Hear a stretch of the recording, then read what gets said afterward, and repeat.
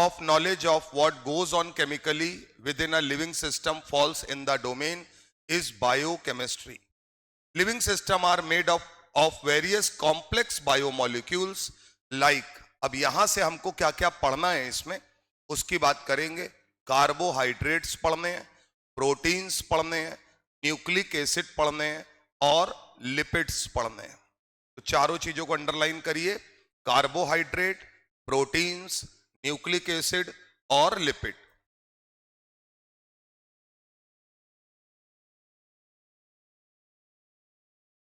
ठीक बात है, यहीं से स्टेटमेंट आएंगे। Proteins and carbohydrates are essential constituents of our food, यानी ये हमारे फूड से हमें क्या मिलेगा, प्रोटीन और कार्बोहाइड्रेट इसके अंदर रहते हैं। These biomolecules interact with each other and they constitute the molecule logic of life process. In addition, some simple molecules like vitamins and mineral salt also play an important role in the function of organism. यानी कि vitamins की भी जरूरत पड़ती है, mineral salt की भी जरूरत पड़ती है। आप सीबीसी कराते हैं तो उसमें पोटेशियम आयन, सोडियम आयन ये सब देखा जाता है, तो ये बात कर रहे हैं कि इनकी भी जरूरत पड़ती है। अब हम बात करेंगे structure and function of some of this biomolecules are discuss in this unit. तो हमें यहाँ पे शुरुआत में कार्बोहाइड्रेट से स्टार्ट करना है। तो पहला पार्ट है कार्बोहाइड्रेट्स, यहां से आपको पढ़ना है।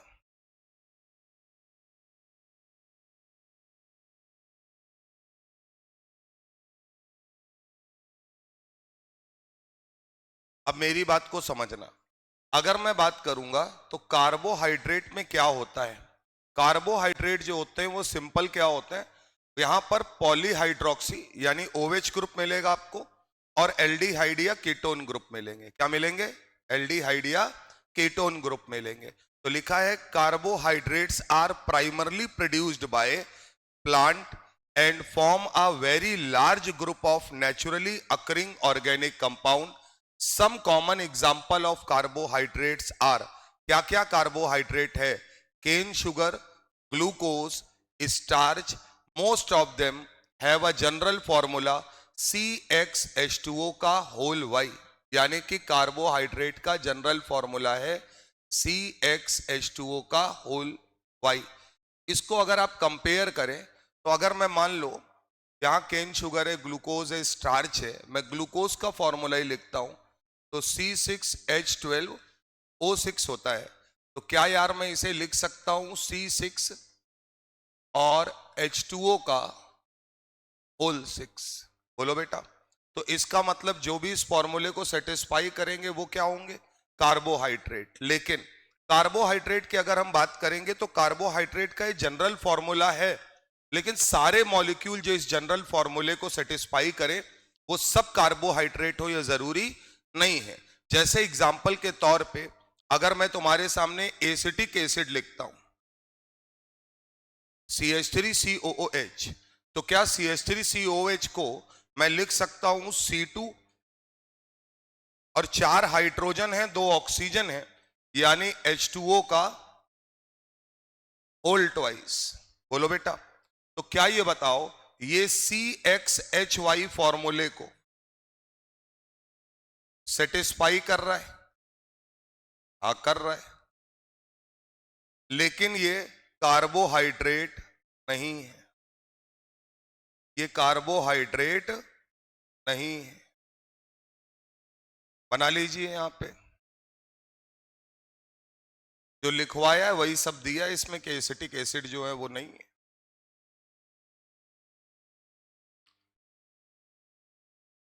ग्लूकोज होगा, स्यूक्रोज होगा, बात करें केन शुगर की बात करें, ये सब क्या है, अगर हम बात कर रहे हैं तो ये सब के सब, स्यूक्रोज बोलो या केन शुगर बोलो एक ही बात है, C12H22O11 होता है। स्टार्च होगा, ये सब के सब कार्बोहाइड्रेट्स हैं। कार्बोहाइड्रेट का जनरल फॉर्मूला याद रखना है CxH2O का होल Y। तो क्या मैं ये बोल सकता हूं कि जितने भी कार्बोहाइड्रेट्स हैं उन सबका जनरल फॉर्मूला तो CxH2O का होल Y है, लेकिन जितने भी कंपाउंड का फॉर्मूला, जनरल फॉर्मूला CxH2O का होल वाई है, वो सब कार्बोहाइड्रेट हो, ये जरूरी नहीं है। तो कॉपी में नीचे लिखिएगा, all carbohydrates having general formula, all carbohydrates having general formula CxH2O का होल वाई, CxH2O का whole y, but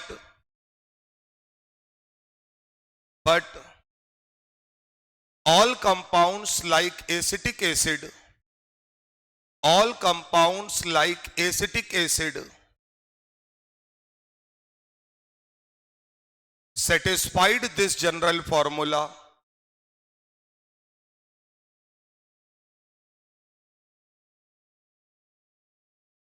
are always carbohydrate, are always carbohydrate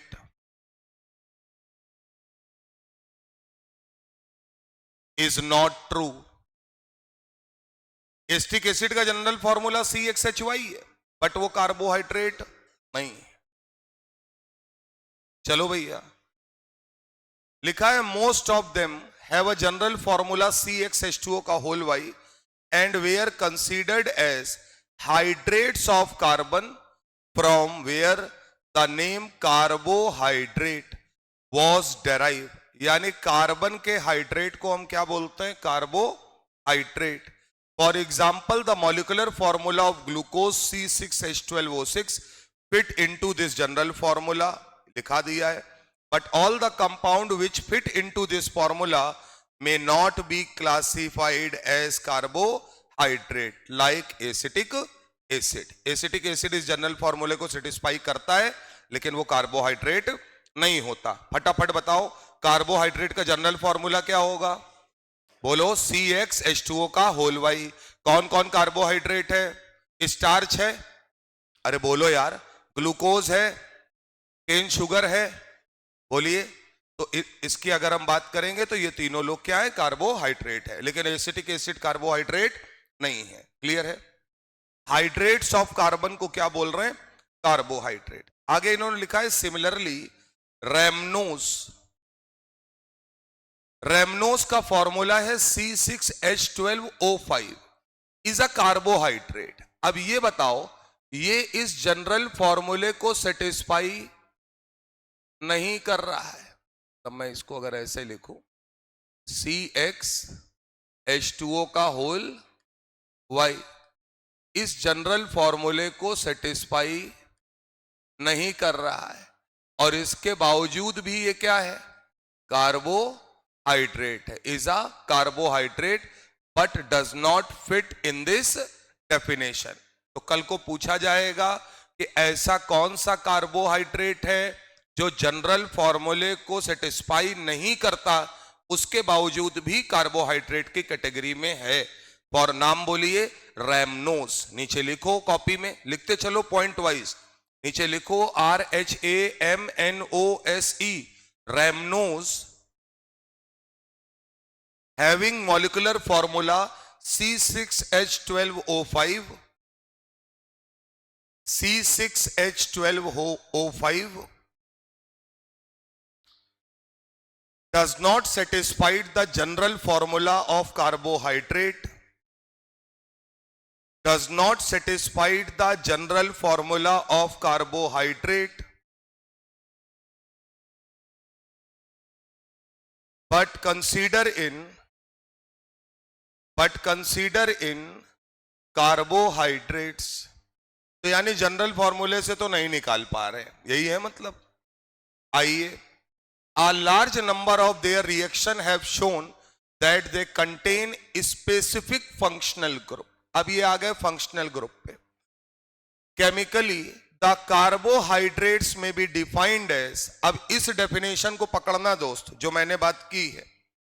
हमारे पास ऑप्टिकली एक्टिव एल्डिहाइड कीटोन होने चाहिए। कार्बोहाइड्रेट्स में be defined as optically active polyhydroxy aldehyde और ketone, और the compound which produce such unit on hydrolysis. इतने portion को underline करो,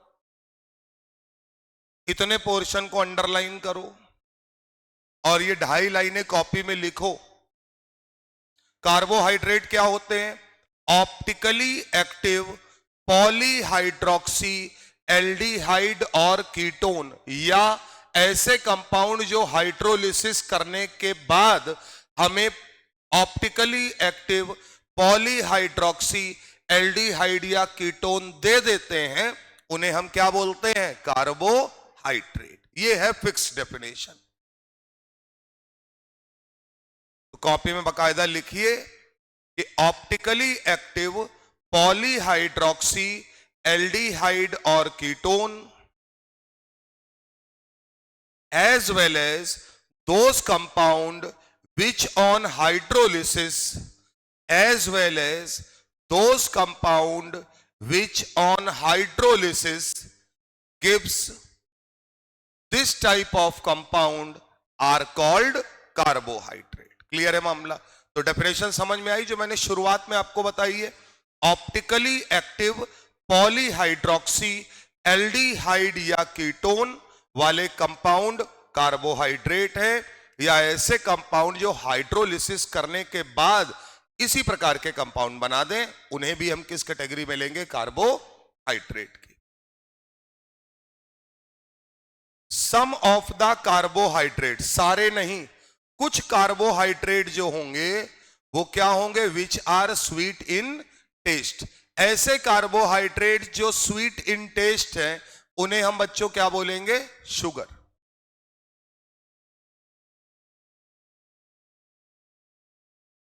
अब इसके आगे का बड़ा सिंपल सा मामला है। The most common sugar used in our home is name as sucrose, C12 H22 O11। बोलो भैया, ये क्या है? सुक्रोज है। Where as the sugar present in the milk, अगर शुगर मिल्क में प्रेजेंट होती है तो हम उसे क्या बोलते हैं? लैक्टोज। क्या बोलेंगे? लैक्टोज। अंडरलाइन करिए, तुम परेशान मत हो, मैं एक एक लाइन 10 बार तुम्हारे सामने बोल दूंगा, तुमको अपने आप याद हो जाएगा। क्लियर है मामला? अब सुनो जरा, यहां तक अंडरलाइन कर लिया, वापस आओ। अगर मैं तुमसे कहूं कार्बोहाइड्रेट, तो अब तुम मेन डेफिनेशन बताओ। क्या कार्बोहाइड्रेट, पहला स्टेटमेंट, क्या कार्बोहाइड्रेट का जनरल फॉर्मूला CxH2O का होल वाई होता है? Yes sir. क्या सारे कार्बोहाइड्रेट इस जनरल फॉर्मूले को सेटिस्फाई करते हैं? जवाब है हां, लेकिन कुछ ऐसे हैं जो इसको क्या सेटिस्फाई नहीं करते, उसके बावजूद भी कार्बोहाइड्रेट की कैटेगरी में आते हैं। कौन सा है? कंपाउंड का नाम बोलो। रैमनोस। फॉर्मूला बोलो C6, बोलो फॉर्मूला बोलो C6H12O5। ग्लूकोज से एक ऑक्सीजन कम कर दो। क्या ये जनरल फॉर्मूले को सेटिस्फाई नहीं कर रहा है? इसके बावजूद भी ये कार्बोहाइड्रेट है। दूसरा, ऐसे कंपाउंड का नाम बोलो जो इस जनरल फॉर्मूले को सेटिस्फाई कर रहा है लेकिन कार्बोहाइड्रेट नहीं है। Acetic acid. कौन है बच्चों? Acetic acid. तो इसका मतलब जनरल फॉर्मूले को केवल सेटिस्फाई करना या ना करना कार्बोहाइड्रेट का पहचान नहीं है। अगली कहानी, कार्बोहाइड्रेट जो होते हैं वो क्या हाइड्रेट्स ऑफ कार्बन होते हैं? Yes sir. कार्बोहाइड्रेट की जनरल डेफिनेशन बताओ जिससे एग्जैक्ट पता चले। तो क्या है बोलो? ऑप्टिकली एक्टिव पॉलीहाइड्रोक्सी एल्डिहाइड या कीटोन वाले कंपाउंड को क्या बोलते हैं? कार्बोहाइड्रेट। या ऐसे कंपाउंड जो हाइड्रोलिसिस करने के बाद हमें ऑप्टिकली एक्टिव पॉलीहाइड्रोक्सी एल्डिहाइड या कीटोन वाले कंपाउंड प्रोड्यूस करते हैं। क्लियर है मामला? अगली कहानी, ऐसे कार्बोहाइड्रेट जो स्वीट इन टेस्ट है उनको हम क्या बोलते हैं? शुगर। हमारे घर में जो शुगर पाई जाती है उसका फॉर्मूला बोलो। क्या वो C12H22O11 है? क्या वो सुक्रोज है? मिल्क में जो शुगर पाई जाती है उसका नाम बोलो लैक्टोज। क्या नाम है? लैक्टोज। क्लियर है बात? Carbohydrate are also called saccharides. Underline करिए, carbohydrates are also called saccharides. Saccharide मतलब सैक्रॉन, सैक्रॉन मींस शुगर। तो अब तुम्हें समझ में आ रहा होगा, जो हम लोग अपने घर में बार बार शक्कर बोलते हैं, ये कोई हिंदी का वर्ड नहीं है, ये सैकराइड वाला ही टर्म है जिसको हमने अपने हिसाब से बना रखा है। क्लियर है मामला? Carbohydrates are classified on the basis of their behaviour on hydrolysis. यानी अब हम कार्बोहाइड्रेट्स को क्या करेंगे, उसको अगर हमें डिफरेंशिएट करना है तो हम देखेंगे हाइड्रोलाइज करने पर क्या मिलता है, उसके आधार पे हम उसे अलग अलग कर सकते हैं। They have been broadly divided into following 3 group. 3 प्रकार के ग्रुप में हमने इसको बांटा है। तो एक बात तो ये कंफर्म हो गई कि कार्बोहाइड्रेट्स जो होते हैं उसमें से कई सारे ऐसे होते हैं जो स्वीट इन टेस्ट होते हैं। तो अगर स्वीट इन टेस्ट होंगे तो हम उसे शुगर बोलेंगे या सुक्रोज बोलेंगे। तो शुगर अगर है तो इसका मतलब है कि हम उसे सैकराइड बोलेंगे। क्या बोलेंगे? सैकराइड बोलेंगे। तो अब हम इसे क्लासिफाई कर रहे हैं हाइड्रोलिसिस के आधार पर। अब देखिएगा, क्लासिफिकेशन ऑफ कार्बोहाइड्रेट में पहला टर्म है मोनोसैकराइड। अंडरलाइन करिए, मोनोसैकराइड।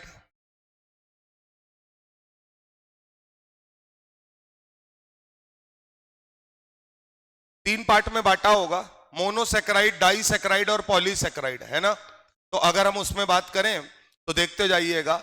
मोनोसैकराइड का मतलब आ carbohydrate that cannot be hydrolyzed further to give simpler unit of polyhydroxyaldehyde और कीटोन। मतलब ऐसे कार्बोहाइड्रेट जो हाइड्रोलाइज नहीं हो सकते, यानी वो अपनी सिंपलेस्ट यूनिट में ही है पहले से ही, तो उनको हम क्या बोलेंगे? मोनोसैकराइड। क्लियर है मामला? तो मोनोसैकराइड का, अरे सीधी सी बात है, मोनोमर से याद रखो, यानी इससे छोटा पॉसिबल नहीं है, तो ये हाइड्रोलाइज नहीं होने वाला है। आगे लिखा is called a monosaccharide. About 20 monosaccharides are known to occur in nature. Some common example are glucose, अब यहीं से याद रखो, glucose, fructose and ribose are monosaccharide. तो कॉपी में लिखो, carbohydrates are divided in 3 parts. Copy में लिखो, carbohydrates are divided in 3 parts on the basis of hydrolysis. Carbohydrates are divided in 3 parts on the basis of hydrolysis. पहला part लिखो monosaccharide, monosaccharide. Monosaccharide में सिर्फ इतना लिखो, दोस carbohydrates which are not hydrolyzed या which are not further hydrolyzed, those carbohydrates which are not further hydrolyzed।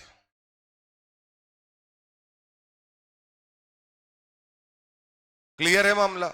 यानी इससे छोटा नहीं बन सकता। कॉमा करके लिखो, 20 मोनोसैकराइड्स आर नोन। कितने मोनोसैकराइड नोन है? 20। 20 नहीं पढ़ने हैं हमको। कितने मोनोसैकराइड नोन है? 20। तो 20 में से क्या पढ़ने हैं? 3। लिखो, ग्लूकोज, फ्रक्टोज, राइबोज।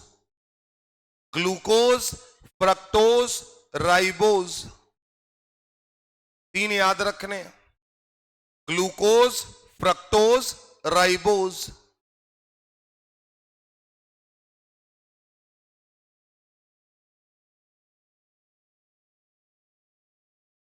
चला जाए अगला टर्म।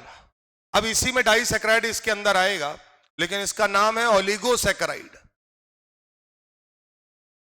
यानी ये हाइड्रोलाइज होंगे, है ना? ओलिगोसैकराइड। अब सुनना, अगर ये हाइड्रोलाइज होंगे, मेरी बात को सुनिएगा गौर से, कार्बोहाइड्रेट की प्रॉपर्टी हाइड्रोलिसिस के आधार पे देख रहे हैं, तो इसका मतलब अगर हम इसे हाइड्रोलाइज करेंगे तो ये जो भी कंपाउंड हमें बना कर देगा वो ऑप्टिकली एक्टिव होगा और उसमें पॉलीहाइड्रोक्सी एल्डिहाइड कीटोन ग्रुप होगा। तो ये कितने मॉलिक्यूल में हाइड्रोलाइज हो जाएगा? तो इन्होंने बोला ओलिगोसैकराइड ऐसे कार्बोहाइड्रेट्स होते हैं जो ईल्ड करते हैं 2 से लेकर 10 monosaccharide unit on hydrolysis are called oligosaccharide. बच्चा इसको सुनो, इसमें कुछ नहीं समझना है, 4 बार बोलना है और याद करना है, क्योंकि तुमको नहीं पता ना हमको पता है कि ओलिगोसेक्राइड कैसा दिखता होगा। बात समझ में आ रही है कि नहीं आ रही है? तो सिंपल कहानी से अगर हम बात करें तो कार्बोहाइड्रेट को हाइड्रोलिसिस के आधार पे 3 भागों में डिवाइड किया गया। मोनोसेक्राइड वो होता है जो हाइड्रोलाइज नहीं होता, सिंपलेस्ट यूनिट में होता है। मोनोसेक्राइड कितने नोन हैं? 20। कौन कौन से अपने को याद करने हैं? Glucose, fructose, ribose. क्या मामला क्लियर है? अगला टर्म आया ओलिगोसेक्राइड। ओलिगोसेक्राइड ऐसे कार्बोहाइड्रेट होते हैं जिनको अगर हम हाइड्रोलाइज करें तो वो 2 से लेकर 10 यूनिट तक हमारे सामने मोनोसेक्राइड बना सकते हैं। जाहिर सी बात है, टूटेगा तो मोनोसेक्राइड में जाएगा, तो कितने? 2 से लेकर 10 यूनिट तक की मोनोसेक्राइड हमको दे सकते हैं। अब इन्होंने कहा दे आर फर्दर क्लासिफाइड। अब यार जितनी यूनिट देगा उसके आधार पे नाम है। तो कहा गया कि एज डाइसेक्राइड, मतलब 2 यूनिट दी तो क्या बोलेंगे? डाइसेक्राइड। 3 यूनिट दी तो ट्राइसेक्राइड। 4 दी तो tetrasaccharide, depending upon the number of monosaccharide they provided on hydrolysis. यानी हमारा कार्बोहाइड्रेट कितने मोनोसेक्राइड में टूट रहा है उसके आधार पर हम उसका नाम लग देते हैं। अगर वो 2 यूनिट दे रहा है तो क्या बोलेंगे? डाइसेक्राइड। 3 दे रहा है तो क्या बोलेंगे? ट्राइसेक्राइड। तो 4 दे रहा है तो क्या बोलेंगे? टेट्रा। ऐसे ही पेंटा, हेक्सा बोल सकते हैं। अब हमको सारे नहीं रटने हैं, कुछ कुछ ही रटने हैं। Among these the most common are disaccharide. सबसे ज्यादा कॉमन कौन सा होगा? Disaccharide. The 2 monosaccharide unit obtained on hydrolysis of a disaccharide may be same और डिफरेंट। जाहिर सी बात है, हाइड्रोलाइज करके डाइसेक्राइड 2 मोनोसेक्राइड यूनिट देगा, दोनों यूनिट सेम भी हो सकती हैं और अलग अलग भी हो सकती हैं। इन्होंने बोला फॉर एग्जाम्पल 1 मॉलिक्यूल ऑफ स्यूक्रोज। क्या यहां से समझ में आना चाहिए स्यूक्रोज क्या है? एक डाइसेक्राइड है। स्यूक्रोज क्या है? एक डाइसेक्राइड है। इन्होंने कहा अगर मैं 1 मॉलिक्यूल स्यूक्रोज का लूं और उसका हाइड्रोलिसिस कराऊं तो क्या हम लोगों ने पढ़ रखा है इन्वर्जन ऑफ केन शुगर? पढ़ा है कि नहीं पढ़ा है केमिकल काइनेटिक्स में? बोलो यार। C12H22O11 का हाइड्रोलिसिस कराते थे तो क्या मिलता था? ग्लूकोज और फ्रक्टोज। क्लियर है मामला? तो इन्होंने बोला gives 1 molecule of glucose and 1 molecule of fructose, where maltose gives 2 molecules of only glucose. Clear है मामला?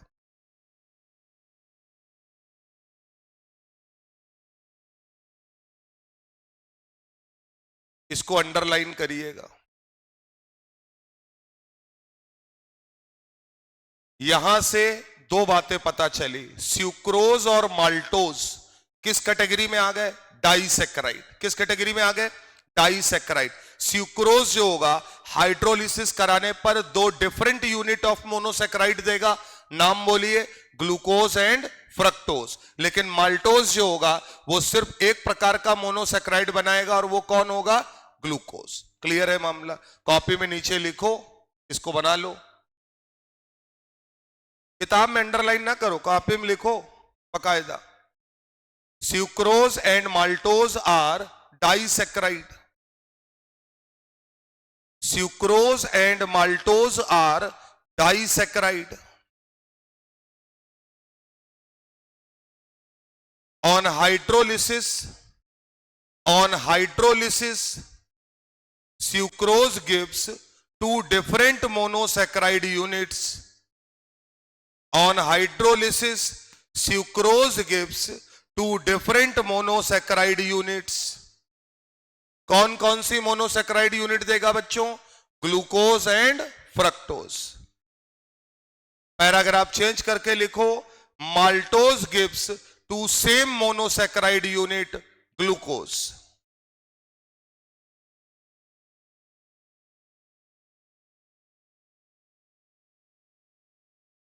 अब तीसरी कैटेगरी है 2 से 10 तक, यानी 2 यूनिट से 10 यूनिट तक मोनोसेकेराइड यूनिट दे रहा है अगर, तो हम लोग उसे क्या बोल रहे हैं, बोलिए, ऑर्गेनोसेकेराइड। अब अगर बहुत ज्यादा दे रहा है तो वो ऑलिगोसेकेराइड। अब बहुत ज्यादा यूनिट अगर प्रोड्यूस कर रहा है तो बोलेंगे पॉलीसेकेराइड। क्या बोलेंगे, polysaccharide. Carbohydrates which yield a large number of monosaccharide unit on hydrolysis are called polysaccharide. अब पॉलीसेकेराइड के एग्जाम्पल याद रखो, कौन कौन पॉलीसेकेराइड है, स्टार्च, सेल्यूलोज, ग्लाइकोजन और गम्स। चारों चीजों को लिखो वहां पे पॉलीसेकेराइड में। स्टार्च, सेल्यूलोज, ग्लाइकोजन और जम्स, या गम्स बोले तो ज्यादा बेटर है। ये चारों पॉलीसेकेराइड है, मतलब हाइड्रोलिसिस कराने पर बहुत सारी मोनोसेकेराइड यूनिट्स देंगे। तो 10 से ज्यादा देंगे ये तो तय बात है, वरना ऑलिगोसेकेराइड में कंसीडर करते। पॉलीसेकेराइड आर, अब सुनते जाना। ये बताओ इधर, मोनोसेकेराइड स्वीट इन टेस्ट है?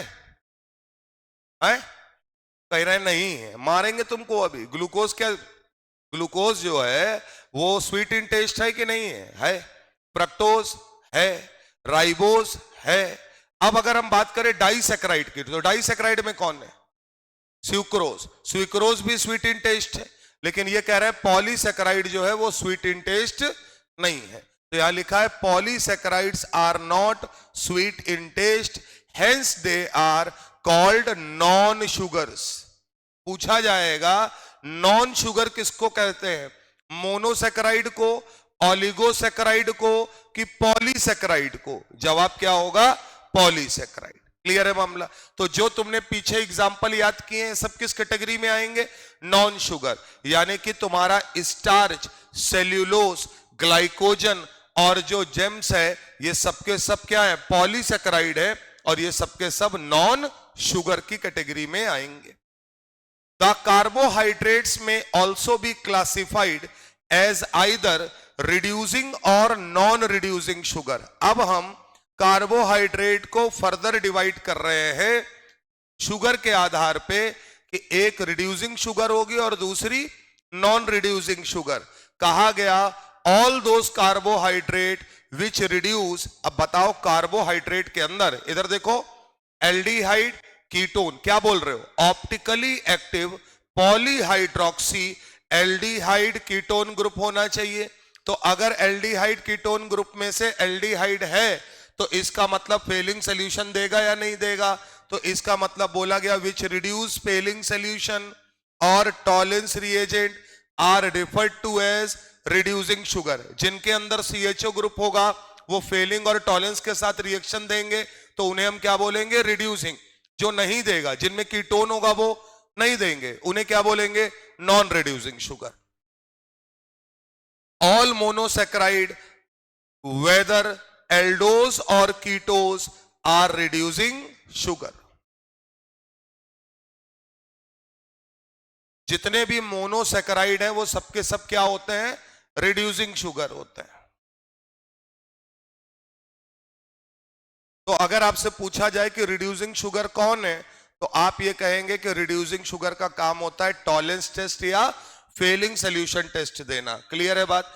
जितने भी मोनोसेकेराइड्स हैं वो सबके सब क्या होते हैं, वो सबके सब कंसीडर किए जाते हैं रिड्यूसिंग शुगर में।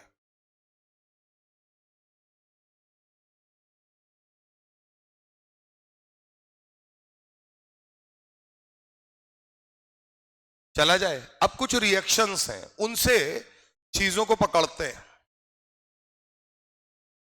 और धीरे धीरे आगे आएगा। अभी इनके नाम की बात कर रहे हैं। कह रहे हैं मोनोसेकेराइड। मोनोसेकेराइड में क्या क्या पढ़े हो बता दो जरा। ग्लूकोज, फ्रक्टोज और राइबोज। कौन कौन? ग्लूकोज, फ्रक्टोज और राइबोज। ये सब के सब क्या है, मोनोसेकेराइड है। आइए, monosaccharide are further classified on the basis of number of carbon atom and the functional group present in them. यानी उनमें क्या फंक्शनल ग्रुप है और कितने कार्बन है, इसके आधार पे हमने उसको अलग अलग किया। If a monosaccharide contains a aldehyde, अब एल्डोज और कीटोज में परेशान नहीं होना है। अगर एल्डिहाइड ग्रुप है तो कहेंगे एल्डोज, और कीटोन ग्रुप है तो क्या बोलेंगे, कीटोस। क्लियर है बात। और कार्बन की संख्या देखेंगे कितनी है, तो यहां पे बोला गया कि जितने भी मोनोसेक्राइड है अगर वो एल्डिहाइड ग्रुप रखे हैं तो अपन उनको क्या बोलेंगे, एल्डोस, और अगर उनके पास कीटो ग्रुप है तो हम उनको नाम देंगे ketose. Number of carbon atom constituting the monosaccharide is also introduce in the name as in evident for the example. अब सुनो, अगर मेरे पास मोनोसेक्राइड आया, उस मोनोसेक्राइड में CHO ग्रुप है तो इसका मतलब मुझे नाम में एल्डोज लिखना पड़ेगा लास्ट में।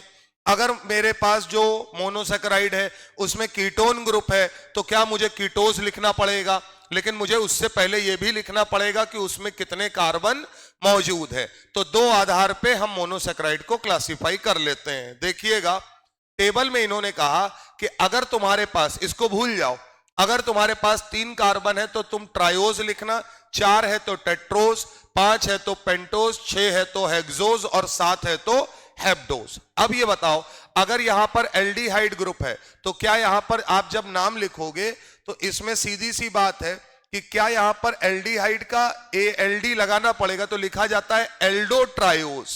क्या कहा जाएगा, एल्डोट्रायोज। यहां आते एल्डोटेट्रोज, एल्डोपेंटोज, एल्डोहेक्सोस और एल्डोहेप्टोस। क्या इससे यह पता चल रहा है कि हमारे पास मोनोसेक्राइड में 3, 4, 5, 6, 7 कार्बन है और फंक्शनल ग्रुप क्या है, यहां पर CHO। क्लियर है बात। ऐसे ही यहां पर अगर कीटोन ग्रुप है तो क्या कीटो पहले लगाएंगे तो लिखेंगे कीटो ट्रायोस, कीटो टेट्रा टेट्रोस, कीटो पेंटोस, कीटो हेक्सोस और कीटो हेप्टोस। क्लियर है मामला। तो देख लीजिए एक बार, सरल है। एल्डिहाइड है तो पहले एल्डो लगा दो, और कीटोन ग्रुप है तो पहले कीटो लगा दो। 3 कार्बन के लिए याद रखना क्या लिखोगे, ट्रायोस, 4 के लिए टेट्रोस, 5 के लिए पेंटोस, 6 के लिए हेक्सोस और 7 के लिए हेप्टोस। 2 कार्बन का कोई मोनोसेक्राइड नहीं होता। ठीक बात है ना। तो 1 और 2 की बात ये कर ही नहीं रहे। क्यों नहीं कर रहे हैं 1, 2 की? क्यों नहीं कर रहे? बुद्धि लगाओ थोड़ी। अच्छा ये बताओ, मोनोसेक्राइड्स पढ़ रहे हो? क्या ये कार्बोहाइड्रेट है? हाँ है। कार्बोहाइड्रेट अगर है तो क्या इसका मतलब आपने बोला है ऑप्टिकली एक्टिव पॉलीहाइड्रोक्सी, क्या बोले हो, एल्डिहाइड कीटोन। तो साला 1 कार्बन तो एल्डिहाइड कीटोन में चला गया, तो जब दूसरा कार्बन रहेगा तो एक ही तो OH आएगा। तो पॉलीहाइड्रोक्सी करने के लिए कम से कम कितने कार्बन होने चाहिए, 3। इस वजह से स्टार्टिंग कहां से है, 3 से। ठीक बात है।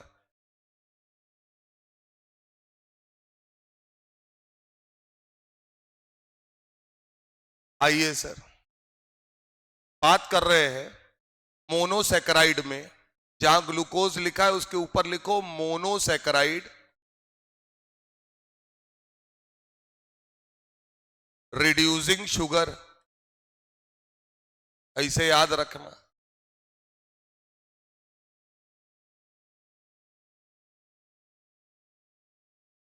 टॉलेंस टेस्ट देता है ना ये, मोनोसेक्राइड रिड्यूसिंग शुगर।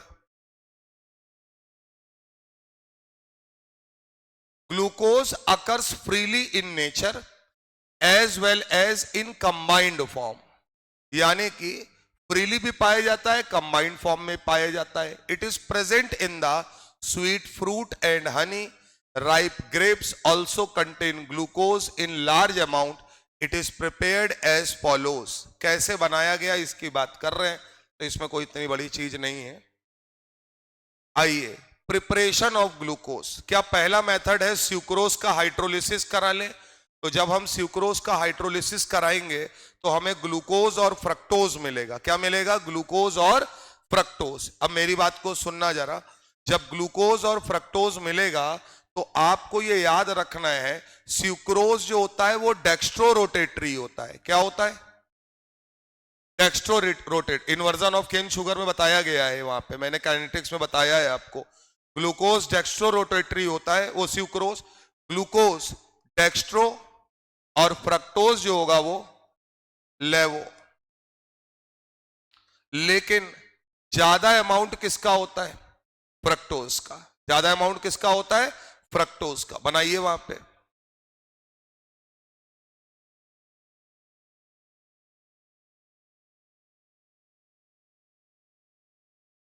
ज्यादा अमाउंट में फ्रक्टोज रहता है। जो प्लेन पोलराइज लाइट को क्लॉकवाइज घुमा दे उन्हें क्या बोलते हैं? Dextro rotatory. जो एंटी क्लॉकवाइज घुमा दे उन्हें क्या बोलते हैं?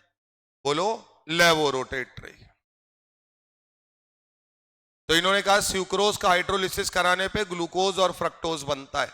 If sucrose is boiled with dilute HCl या H2SO4 in alcoholic solution, glucose and fructose are obtained in equal amount. हम ऑप्टिकल रोटेशन की बात कर रहे हैं, तो डोमिनेटिंग रोटेशन किसका होता है? फ्रक्टोज का। तो सरल इक्वेशन है, कोई इसमें ज्यादा दिमाग लगाने वाली बात नहीं है। हटाया जाए? आओ भैया, अगली कहानी। तो पहला आपने क्या किया? स्यूक्रोज का हाइड्रोलिसिस करा के ग्लूकोज फ्रक्टोज बनाया। दूसरा है, अगर हमारे पास स्टार्च है, इधर स्टार्च मोनोसेक्राइड है, ओलिगोसेक्राइड है कि पॉलीसेक्राइड? पॉलीसेक्राइड। कैसा है? पॉलीसेक्राइड। पॉलीसेक्राइड जो होते हैं, क्या वो जो होते हैं वो शुगर नहीं होते, यानी नॉन शुगर की कैटेगरी में आएंगे। ठीक है। इन्होंने कहा commercially glucose is obtained by hydrolysis of starch by boiling it with dilute H2SO4 at 393 degree kelvin under pressure. तो अगर हमने स्टार्च या स्यूलोज का हाइड्रोलिसिस कराया, फॉर्मूला ध्यान रखिए C6H10O5, और हाइड्रोलिसिस कराया तो हमको क्या मिलता है? ग्लूकोज। ये फॉर्मूला भी पीछे आपने किस में पढ़ रखा है भाई? यहां होल N लिखा है। अगर होल N ना होता तो C6H10O5 आपने किसके लिए पढ़ा है कि C12 पढ़ा है? वहां था C6H12O5। और नाम बोलो, राइबोस। नाम बोलो, राइबोस। और कार्बोहाइड्रेट, वो कार्बोहाइड्रेट की अगर हम बात करेंगे तो कार्बोहाइड्रेट को जनरल फॉर्मूले को सेटिस्फाई नहीं कर रहा था। क्या बात समझ में आती है? अब हमको एक बात बताओ, आलू खाए हो? होली टाइम आ रहा है, अरे बोलो यार। आलू जब खाते हो तो जब उसको तुम भून लेते हो तो मीठा मीठा सा टेस्ट हो जाता है, नहीं हो जाता है हल्का सा? रीजन उसके अंदर क्या पाया जाता है? स्टार्च। और बढ़िया सा उसका एग्जाम्पल लो, शकरकंदी। शकरकंदी कच्ची चबाओगे तो कोई मीठापन नहीं है, क्योंकि उसके अंदर स्टार्च है, पॉलीसेकेराइड है। लेकिन जब हम उसे गरमा देते हैं तो जाहिर सी बात है कि वो पॉलीसेकेराइड मोनोसेकेराइड में टूटता होगा, डाइसेकेराइड में टूटता होगा, और इसीलिए आपको वो मीठापन महसूस होता है कि नहीं होता है। वही चीज यहां पे इन्होंने हाइड्रोलिसिस के माध्यम से लिखी है कि अगर हमने स्टार्च या स्यूलोज लिया और हाइड्रोलिसिस कराया तो वो किस में कन्वर्ट कर देगा? ग्लूकोज में। तो ग्लूकोज बनाने के कितने तरीके? दो। पहला तरीका बोलो, स्यूक्रोज का हाइड्रोलिसिस कराओ, ग्लूकोज और फ्रक्टोज बनाओ। बोलो भैया। दूसरा तरीका बोलो, स्टार्च का हाइड्रोलिसिस कराओ। स्टार्च बोलो या उसी को सेल्यूलोज बोलो। फॉर्मूला बोलो C6H10O5 का होल N। कितने हैं पता नहीं है। हाइड्रोलिसिस कराएंगे, हीट करेंगे प्रेशर पे, तो क्या होगा? ग्लूकोज में कन्वर्ट हो जाएगा। चलिए भैया, तो ग्लूकोज बनाने के दो तरीके याद रखने। अगला है स्ट्रक्चर ऑफ ग्लूकोज। ग्लूकोज में हम सबको पता है CHO ग्रुप होता है। कौन सा? CHO। टोटल कार्बन कितने होते हैं? 6। तो इसका मतलब पहले लिखा जाएगा एल्डो और उसके बाद लिखा जाएगा हेक्सोस। तो इसलिए इन्होंने बोला glucose is an Aldo hexose. Underline करो। अबे एल्डो हेक्सोस से क्या पता चला? ग्लूकोज में फंक्शनल ग्रुप एक एल्डिहाइड है और यहां पर टोटल कार्बन की संख्या कितनी है? 6। क्लियर है मामला?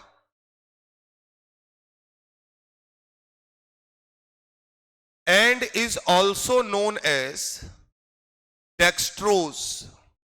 ये अंडरलाइन करिए, ग्लूकोज को एल्डोहेक्सोज बोलते हैं और इसका एक और नाम है जिसका नाम है डेक्सट्रोज।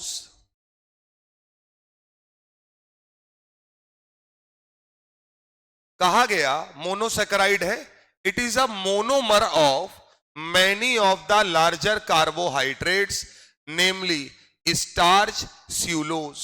जाहिर सी बात है, जो पॉलीसेकेराइड्स होंगे ये उनके लिए क्या होगा, मोनोसेकेराइड का काम करेगा, यानी उनका मोनोमर होगा। It is probably the most common evident organic compound on earth.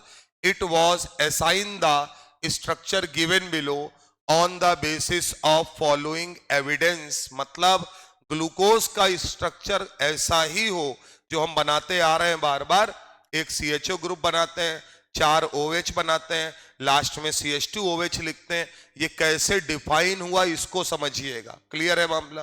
देखिएगा जरा, ये रिएक्शन केवल रटनी नहीं है, ये हर रिएक्शन कुछ बताती है। पहला है, its molecular formula was found to be C6H12O6। तभी तो एल्डोहेक्सोज बोल रहे हो इसको, यानी मॉलिक्यूलर फॉर्मूला ये बता रहा है कि C6H12O6 है। ठीक है। दूसरा, हमने इसकी रिएक्शन कराई HI के साथ। क्या आप मुझे ये बताइएगा, सुनते जाइएगा, ये सब कहां से आया? क्या ये बताओ, जैसे ही मैंने ग्लूकोज की HI रेड फास्फोरस पढ़े हो तुम, तो HI क्या करता है? वो COOH ग्रुप को भी रिड्यूस करता है, CHO को भी रिड्यूस करता है और एल्कोहल को भी रिड्यूस करता है। किसमें? एल्केन में। तो जब हमने HI के साथ कराया तो हमें 6 कार्बन की स्ट्रेट चेन मिली। इससे ये पता चला, ये रिएक्शन बताती है, यहीं बगल में लिखना, ग्लूकोज में 6 कार्बन स्ट्रेट चेन होंगे। नीचे लिखो, इससे क्या पता चला? ग्लूकोज में 6 कार्बन स्ट्रेट चेन होंगे। अबे मॉलिक्यूलर फॉर्मूले में ये पता है 6 कार्बन है, वो 6 कार्बन चेन में है, स्ट्रेट चेन में है, ब्रांचिंग में है, ये कुछ पता नहीं है। तो HI के साथ जब हीट किया तो देखा हमें नॉर्मल हेक्सेन मिला, तो इसका मतलब सीधा सा था कि 6 के 6 कार्बन कहां लगे होंगे? एक लाइन में। ये पहली रिएक्शन है। तरीका समझ में आ रहा है कि नहीं आ रहा है? केवल रिएक्शन नहीं रटनी है, वो तो आप देख के ही समझ जाएंगे।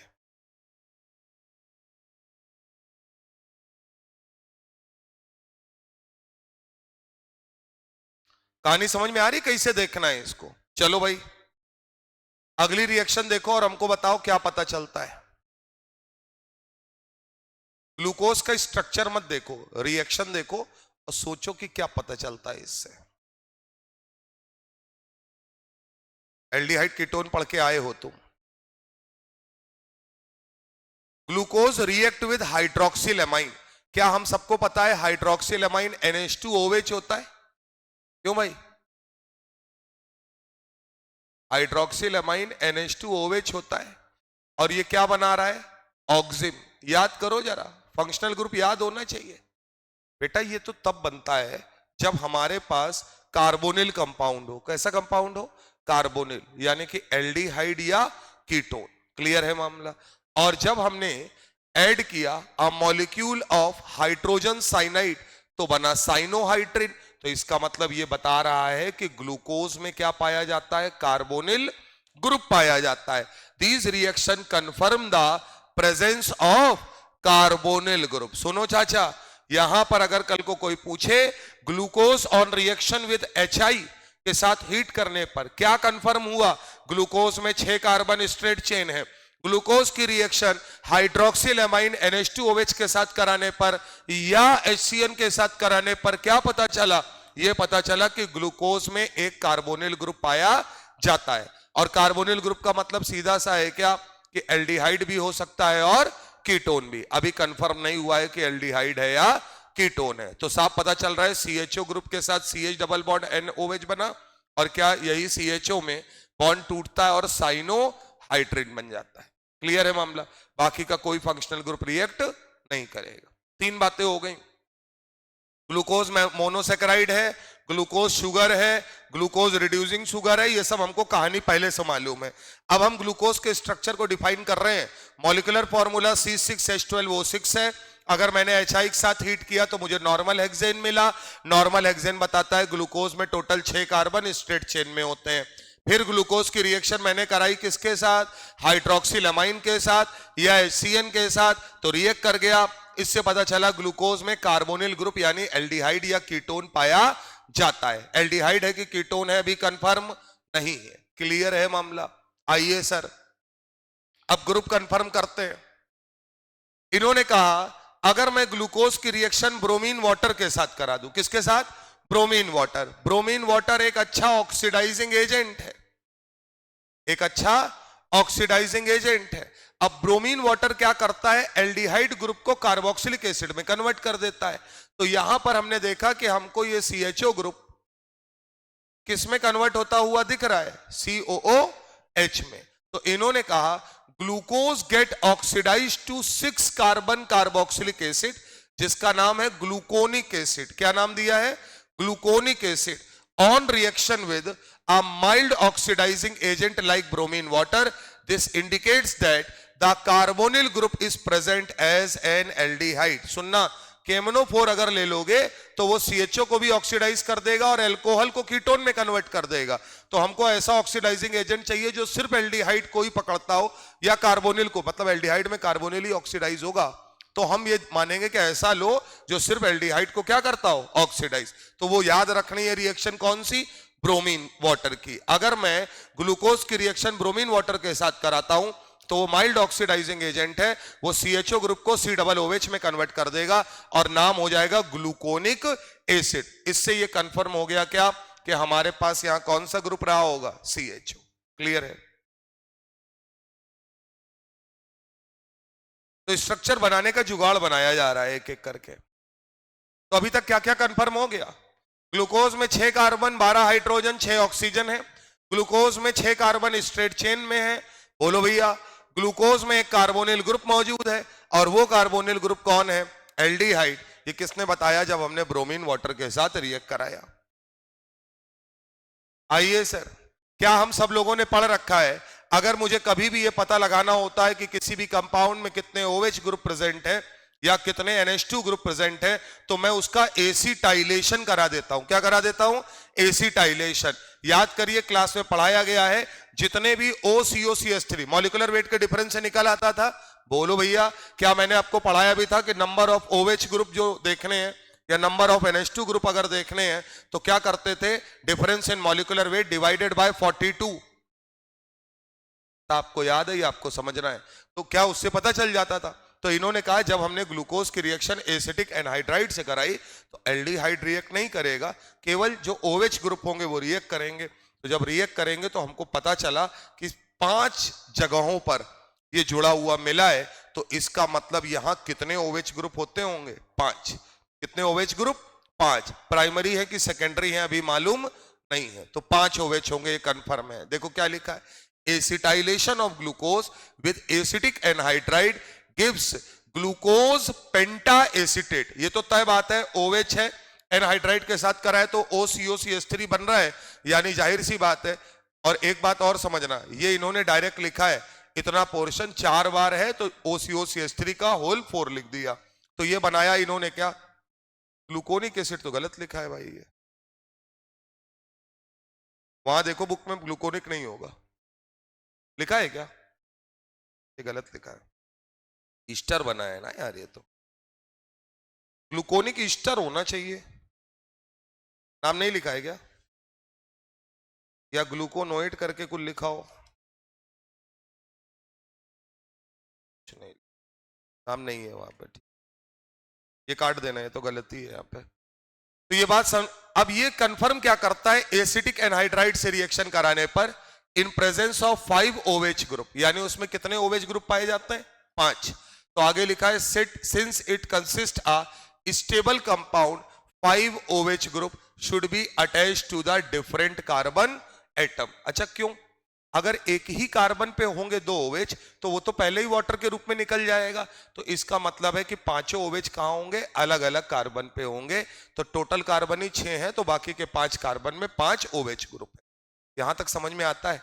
अब हमको ये बताओ ग्लूकोज का मॉलिक्यूलर फॉर्मूला क्या है, C6H12O6।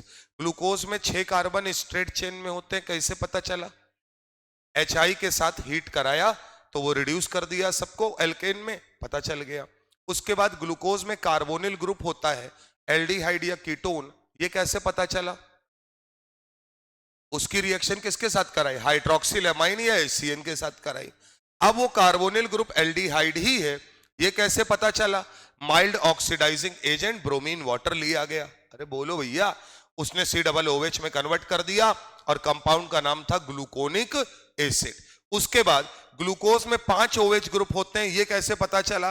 ग्लूकोज की रिएक्शन किसके साथ कराई, एसिटिक एनहाइड्राइड के साथ, या बोलोगे ग्लूकोज का एसिटाइलेशन कराया। क्या कराया?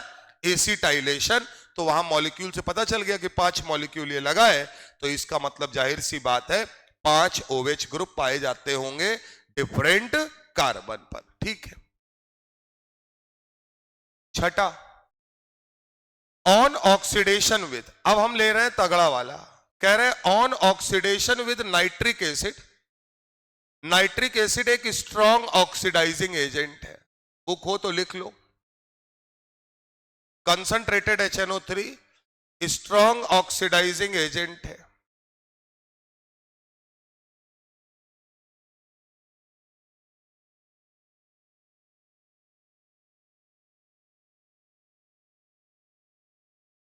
अब सुनिएगा सर, इन्होंने कहा अगर हमारे पास CHO, CHOH, CH2OH है और हमने इसका ऑक्सीडेशन कराया, तो यहां ऑक्सीडेशन में CHO ग्रुप किस में कन्वर्ट हो जाएगा, COOH में, और हमारा प्राइमरी एल्कोहल भी किस में कन्वर्ट हो जाएगा, COOH में। यहां बगल में लिखिए प्राइमरी एल्कोहल, यहां बगल में लिखिए एल्डिहाइड ग्रुप। प्राइमरी एल्कोहल और यहां लिखिए एल्डिहाइड ग्रुप।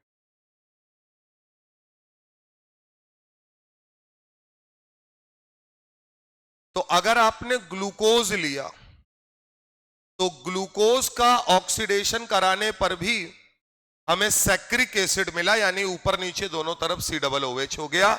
या अगर हम कल को ग्लूकोनिक एसिड लेकर आते, यानी ब्रोमीन वाटर के साथ ग्लूकोज की रिएक्शन करा देते, क्या मैं इसको ऐसे कर दूं? हाँ क्यों भाई, बोलो मेरे लाल, ऐसे बनाओ तो मजा आएगा। ब्रोमीन वाटर के साथ कराएंगे तो किस में कन्वर्ट हो जाएगा, ग्लूकोनिक एसिड पे, और बोले उसका फर्दर ऑक्सीडेशन करा दोगे HNO3 के साथ तो किस में जाएगा, सैक्रिक एसिड में। तो उसने कहा कि this indicates that presence of a primary alcoholic group in the glucose, यानी ग्लूकोज में एक OH। अब सुनो, क्या ये बताओ, हमें पता है कि डाई कार्बोक्सिलिक एसिड अगर बन रहा है तो एल्डिहाइड होना चाहिए, तो COH में जाएगा, पहले से मालूम है। और OH में भी कौन सा वाला OH जो होगा जो COOH देगा, 1 डिग्री एल्कोहल। तो 1 डिग्री एल्कोहल, एक 2 COH मिल रहे हैं, एक CHO से मिला होगा तो पक्का एक प्राइमरी एल्कोहल से। तो यहां से पता चला 5 OH ग्रुप तो थे, उसमें एक OH ग्रुप कैसा है, 1 डिग्री एल्कोहल है। तो 1 डिग्री एल्कोहल प्रूव हुआ जब हमने HNO3 के साथ रिएक्शन कराई। ठीक बात है ना? चाहे ग्लूकोज ले लो चाहे ग्लूकोनिक एसिड ले लो, उससे कोई फर्क नहीं पड़ता। असलियत में ये बता रहे हैं ग्लूकोज को ऑक्सीडाइज करके ग्लूकोनिक एसिड बना होगा, फिर ग्लूकोनिक एसिड से सैक्रिक एसिड बना। क्लियर है भाई? छयो रिएक्शन देखो जरा फटाफट। ग्लूकोज का मॉलिक्यूलर फॉर्मूला बोलो, C6H12O6। उसमें 6 कार्बन स्ट्रेट चेन में, कैसे पता चला, HI के साथ हिट किया। अरे बोलो यार, ग्लूकोज में कार्बोनिल ग्रुप है, कैसे पता चला, हाइड्रोक्सिल एमाइन NH2OH या HCN के साथ रिएक्ट कराया। ग्लूकोज का कार्बोनिल ग्रुप पक्का एल्डिहाइड है, ये कैसे पता चला, हमने ग्लूकोज की रिएक्शन ब्रोमीन वाटर यानी माइल्ड ऑक्सीडाइजिंग एजेंट के साथ कराई। ग्लूकोज में 5 OH ग्रुप है, कैसे पता चला, ग्लूकोज की रिएक्शन किसके साथ कराई गई, बोलिए एसिटिक एनहाइड्राइड के साथ। एसिटाइलेशन कराए तो पता चला ग्लूकोज में कितने OH ग्रुप है, 5 है। ग्लूकोज में एक प्राइमरी एल्कोहल है, कैसे पता चला, ग्लूकोज की रिएक्शन कराई गई HNO3 के साथ।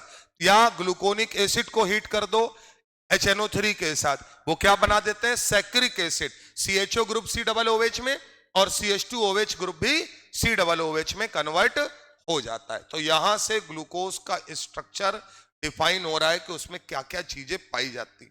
अब बात करते हैं कि बार बार कह रहे हैं optically active, optically active, Fischer projection की बात कर रहे हैं।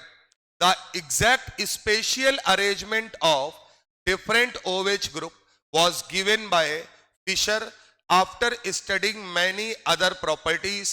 The configuration is correctly represented as 1, so gluconic acid is represented as 2 and saccharic acid as 3. देखिए सर, 3 स्ट्रक्चर दिए हैं। Its configuration is correctly represented as 1. Gluconic acid की बात करेंगे तो 2 और तीसरा है सैक्रिक एसिड। तो यहां नीचे तीनों के नाम लिखो। ये है ग्लूकोज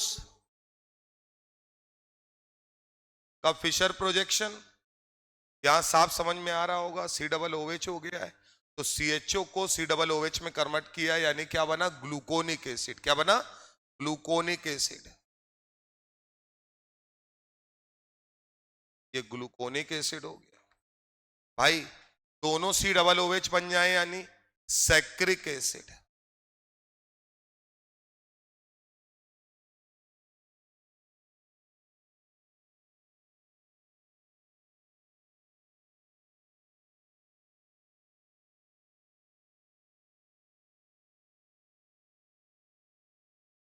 अब इधर देखो, ये याद रखना, जब भी ग्रुप बनाएंगे ग्लूकोज में फंक्शनल ग्रुप CHO लिखेंगे ऊपर, ग्लूकोनिक एसिड में COOH और सैक्रिक एसिड में ऊपर और नीचे दोनों तरफ COOH। इसमें तो कोई दिक्कत नहीं है।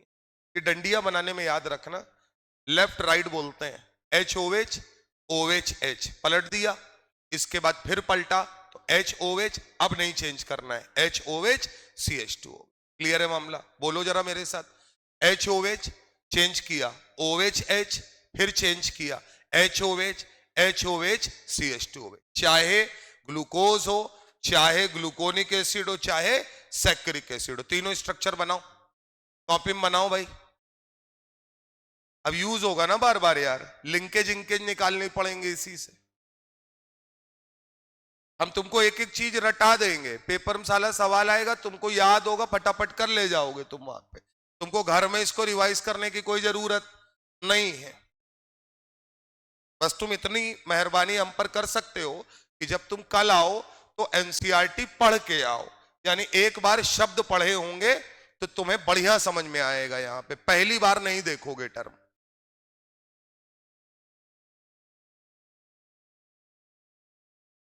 और इसमें इंपॉर्टेंट ये कि जितना पढ़ लो उसको रिवाइज जरूर कर लो। मतलब जब पढ़ के उठो तो एक बार पलट के जरूर देख लो क्या क्या पढ़ा है, क्योंकि ये सब नई चीजें तो उतना जल्दी याद नहीं रहता।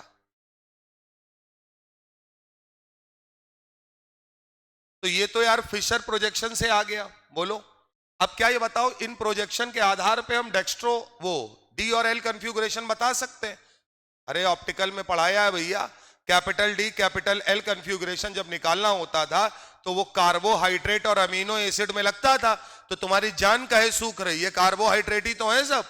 ये कौन है, कार्बोहाइड्रेट। तो कार्बोहाइड्रेट में हम लोग कैसे निकालते थे, वर्टिकल लाइन पे प्रिंसिपल कार्बन चेन होनी चाहिए, हाँ है।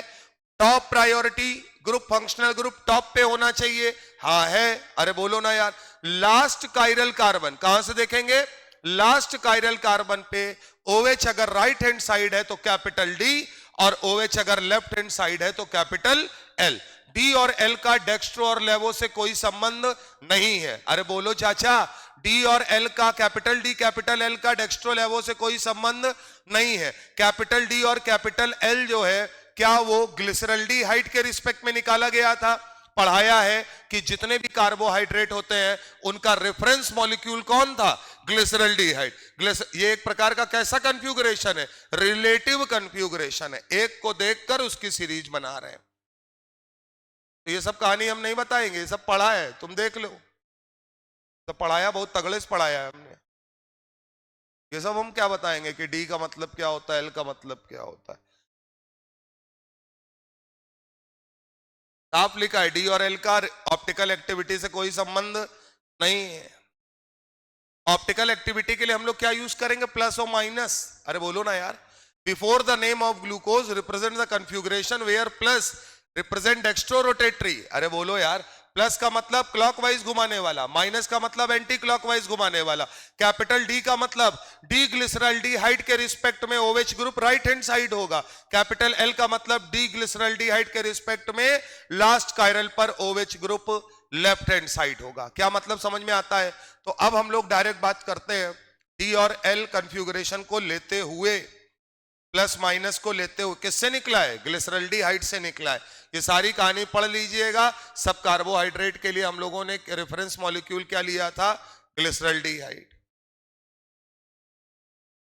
बहुत है, यहाँ आओ, सीधे आओ।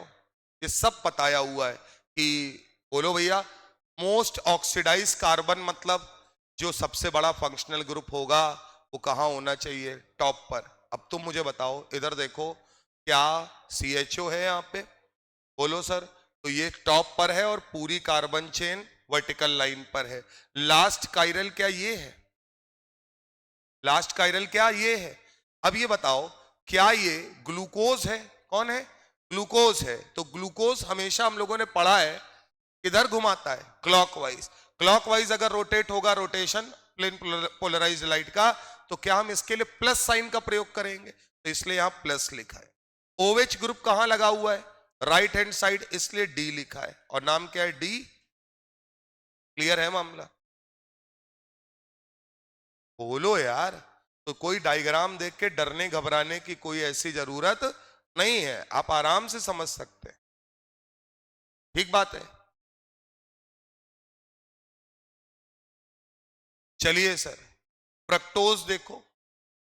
अच्छा, अब अच्छा इसी में आ गया, साइक्लिक स्ट्रक्चर ऑफ ग्लूकोज। ये कैसे पता चला भाई, हमें तो लग रहा था ग्लूकोज ओपन ही चेन होना चाहिए, लेकिन साइक्लिक है। इसके लिए कुछ रिएक्शंस हुई और उनसे पता चला कि भाई ये साइक्लिक भी होता है। बोले अच्छा। The structure one of glucose explain most of its properties, but the following reaction and fact could not be explain by this structure. यानी कि जो ग्लूकोज का ओपन स्ट्रक्चर है, जरा बनवा दो, जरा पीछे मत देखना, ईमानदारी से काम करना। ग्लूकोज का जो स्ट्रक्चर है वो यहां क्या है, यहां, यहां, क्या पलट दे, फिर पलट दे, अब ना पलटे, और अब नीचे CH2। क्या ये ओपन स्ट्रक्चर है, क्या ये ओपन स्ट्रक्चर है। इसी को बोल रहे हैं डी प्लस ग्लूकोज। ये कौन सा स्ट्रक्चर है, ओपन स्ट्रक्चर। कैसा स्ट्रक्चर, ओपन। दोस्त अगर ये ओपन है तो इसका मतलब ये फ्री है,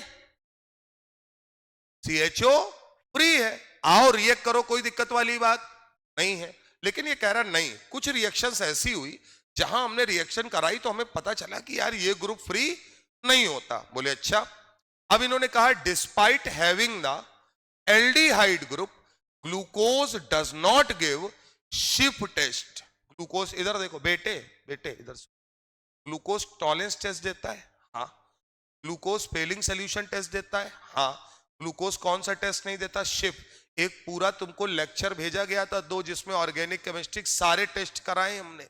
शिफ्ट टेस्ट की अगर मैं बात करूं तो वो ग्लूकोज क्यों नहीं देता, उसके लिए उसका साइक्लिक स्ट्रक्चर जिम्मेदार है। And it does not form hydrogen sulphide addition, sodium bisulphide की रिएक्शन। इधर देखो, NaHSO3 क्या कार्बोनिल कंपाउंड देते थे, और carbonyl compound sodium bisulphide के साथ जाके जुड़ जाते थे और एडिशन प्रोडक्ट देते थे। तो इन्होंने कहा कि ग्लूकोज जो है कौन से 2 टेस्ट नहीं दे रहा है, शिफ्ट टेस्ट नहीं दे रहा है और सोडियम बाई सल्फाइड टेस्ट नहीं दे रहा।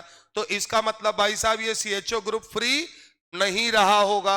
इसके कारण को इन्होंने यहां पर लिया और आगे लिखा the penta acetate of glucose does not react with hydroxylamine indicated the absence of free CHO group. इस लाइन को पढ़ो, इस लाइन को पढ़ो और इसका मतलब बताओ.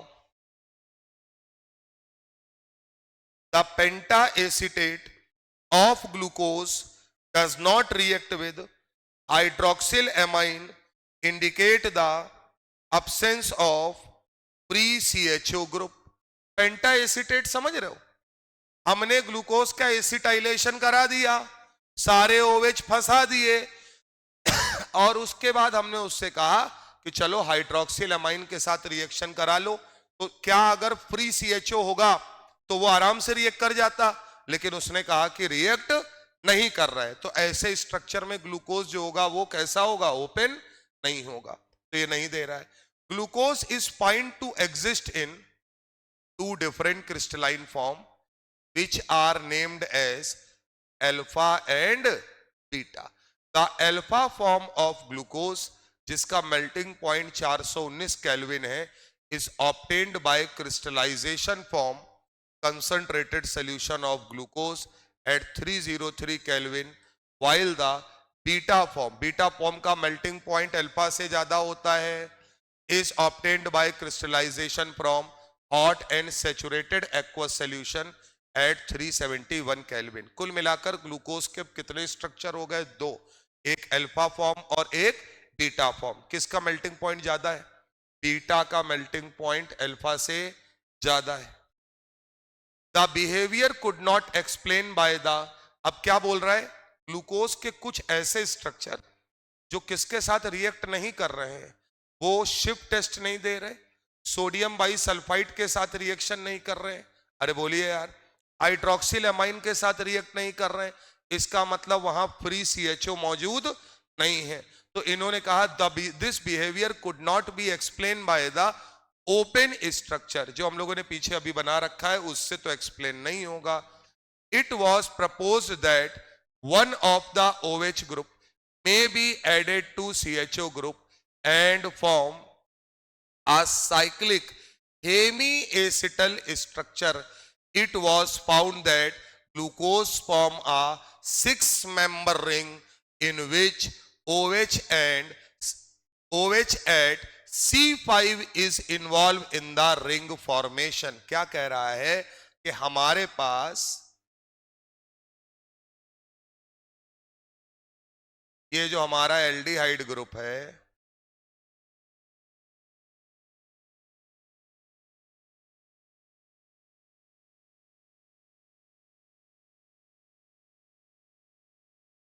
नंबर डाल दें, ये 1 2 3 4 5 यही होगा. अब यहां पर यहां देखिएगा, क्या हम इसको इसके साथ कनेक्ट कर रहे हैं? तो अगर हम इसको इसके साथ कनेक्ट कर रहे हैं, बात को समझिएगा, तो हम यहां एक साइक्लिक स्ट्रक्चर बना रहे हैं. क्या बना रहे हैं? साइक्लिक. क्या निकालेंगे? H2O. बुद्धि ना लगाना, कैसे निकलेगा? यहां OH है, यहां H है, यहां डबल बॉन्ड O है, यहां से आप H2O निकाल लोगे. तो अगर आप H2O निकाल लोगे तो तुम ये बताओ, एक ऑक्सीजन बचेगा, यानी 5 कार्बन और एक ऑक्सीजन होगा या नहीं होगा? यानी साइकिल कितने मेंबर की बनेगी? 6 की, और बीच में एक ऑक्सीजन एटम भी मौजूद होगा. तो ये उसके बारे में बात कर रहे हैं कि involve it was found that glucose form a 6-member ring in which OH at C5. OH कौन सा वाला? 5वां वाला. अच्छा, एक बात ये भी समझो, छठा वाला क्यों नहीं ले सकते भैया? 7 मेंबर की रिंग स्टेबल नहीं होती, तो खुद बुद्धि लगानी है कि 6 की बनानी है. This explain the absence of CHO group and also existence of glucose in 2 form as shown below. These 2 cyclic form exist in equilibrium with open chain structure. यानी ओपन स्ट्रक्चर के साथ ये फॉर्म किस में रहती है? इक्विलिब्रियम. क्लियर है मामला? तो अब यहां पर ये वाला स्ट्रक्चर बना लीजिए जरा, ये बनाइए साथ में. C1 को C5 से जोड़ना है अपने, बीच में एक ऑक्सीजन रखते हुए. तो जब हम C1 को C5 से जोड़ेंगे तो हमें यहां पर ये ग्लूकोज का ओपन स्ट्रक्चर है और ये इक्विलिब्रियम में रहता है. यहां हमें ग्लूकोज के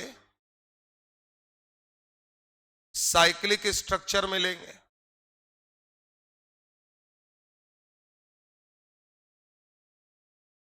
यहां हमें ग्लूकोज का साइक्लिक स्ट्रक्चर मिलेगा।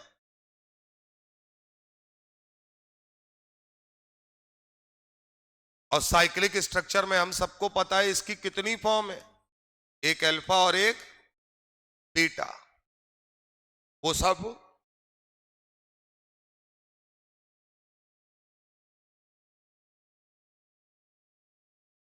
डरा दियो तुम।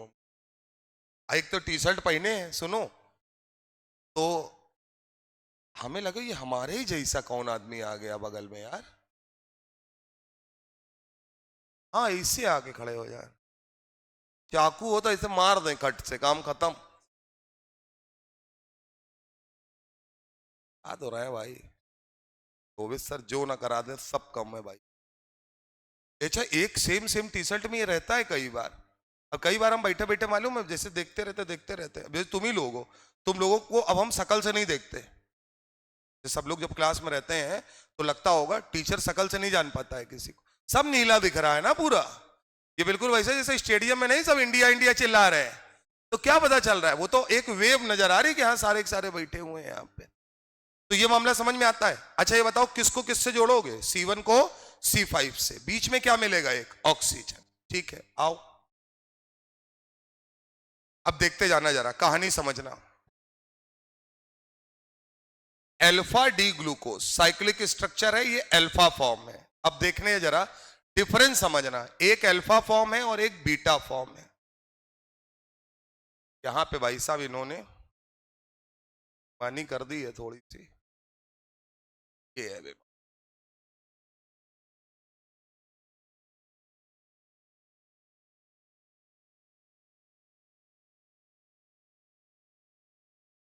चाहिए बनाओ दोनों स्ट्रक्चर, तीनों बनाओ।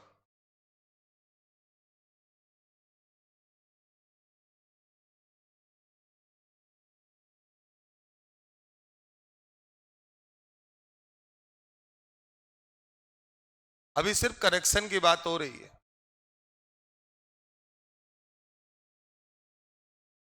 और यहां सुन लो, इधर देखो, ये कोई वो नहीं है कि ये पॉइंट एक कार्बन है। ओए इधर देखो, ये पॉइंट कोई कार्बन वार्बन नहीं है। हाँ देखे रहे ना, ये 5 कार्बन और ये ऑक्सीजन, वो केवल एक डब्बा बनाया गया है जोड़ने के लिए।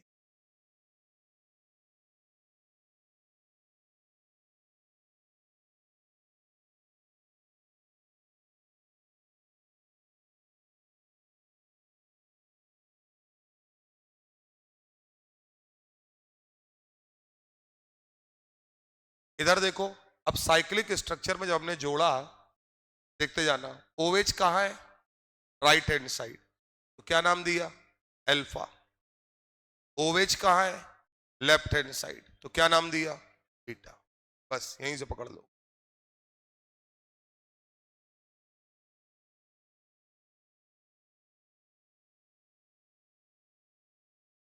समझ में आ रहा है कि नहीं आ रहा है भाई, दोनों ही डी लिखे हैं, लेकिन क्योंकि जोड़ा जा रहा है, तो अगर हम स्ट्रक्चर में OH को कहां बना रहे हैं, राइट हैंड साइड, तो हम अल्फा फॉर्म बोलेंगे।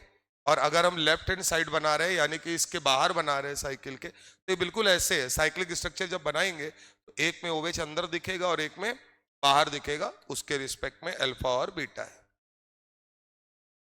अभी साइक्लिक स्ट्रक्चर से और समझ में आ जाए। ये इंपॉर्टेंट नहीं है, इसका साइक्लिक वाला इंपॉर्टेंट है। चले बना लिया है, आओ ये सब भूल जाओ, इस पे आओ डायरेक्ट, इस पे आ जाओ डायरेक्ट।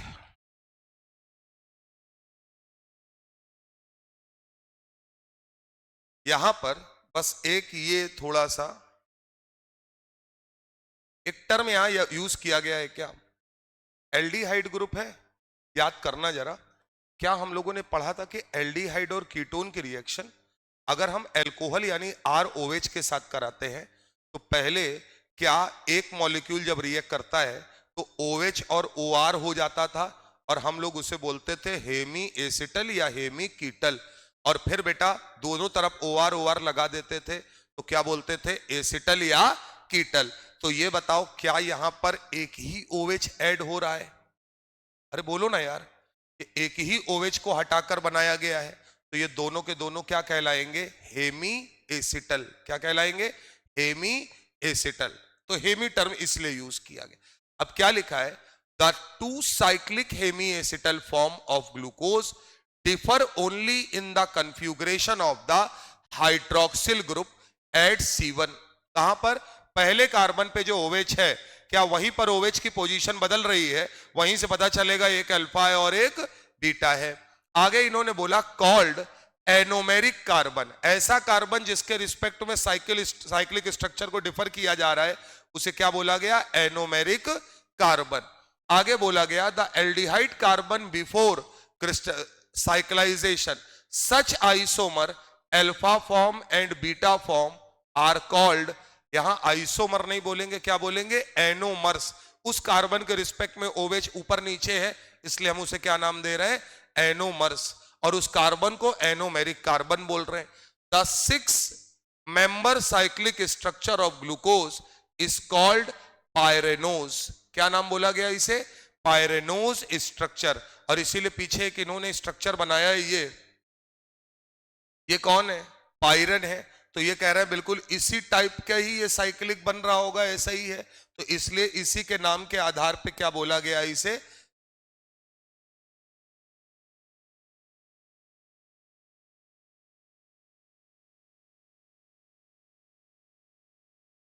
इसी आधार पे इन्होंने क्या नाम यूज किया है, पायरेनोज स्ट्रक्चर ऑफ अल्फा और बीटा। इन एनालॉगी ऑफ पायरन, यानी पायरन के रिस्पेक्ट में निकाला गया है।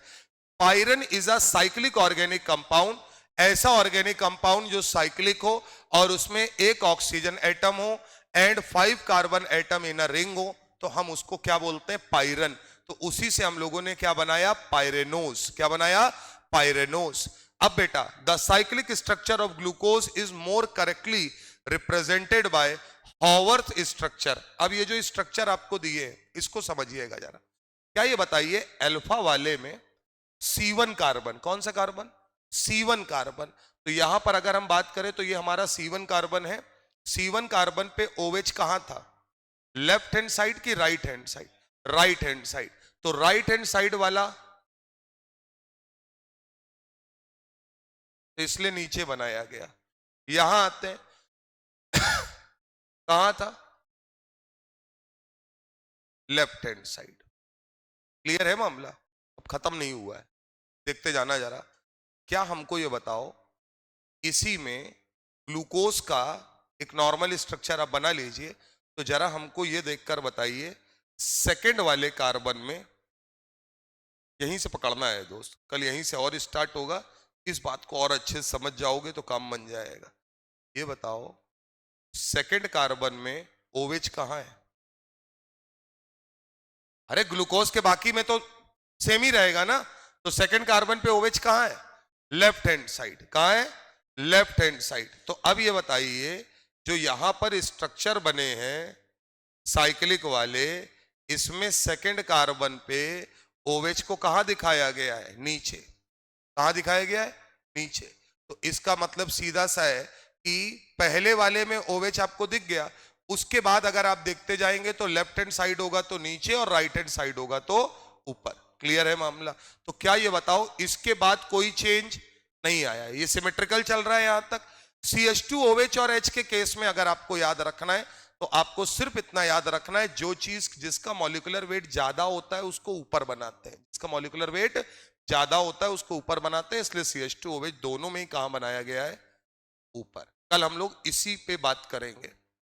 बात समझ में आ रही है कि नहीं, बाकायदा स्ट्रक्चर बनवाएंगे, याद कराएंगे। अब ये समझ में आ गया होगा, यहां पर साइक्लिक स्ट्रक्चर ऑफ ग्लूकोज को एनोमर्स कहा गया। क्या कहा गया, एनोमर्स। पायरेनोज शब्द क्यों यूज किया गया, पायरन से। पायरन का मतलब ऐसा ऑर्गेनिक कंपाउंड जिसमें 6 एटम का साइकिल हो, 5 कार्बन हो और 1 ऑक्सीजन हो। क्या ग्लूकोज एक एल्डोज है, इसलिए हम इसके नाम में क्या यूज कर रहे हैं, पायरेनोज। क्या यूज कर रहे हैं, पायरेनोज। क्लियर है मामला? कल इसी के आगे बताएंगे, थोड़ा देख के आना। अब देखो आगे स्ट्रक्चर सब दिए हुए हैं, अभी पहले ग्लूकोज के पढ़ोगे, फिर फ्रक्टोज के, फिर सैकराइड्स के, और लिंकेज पढ़ोगे। उसमें ग्लाइकोसिजन लिंकेज भी पढ़नी है अपने को, इन्वर्जन ऑफ शुगर भी पढ़ना है। तो ये मेन पार्ट है यहाँ का, ठीक है ना।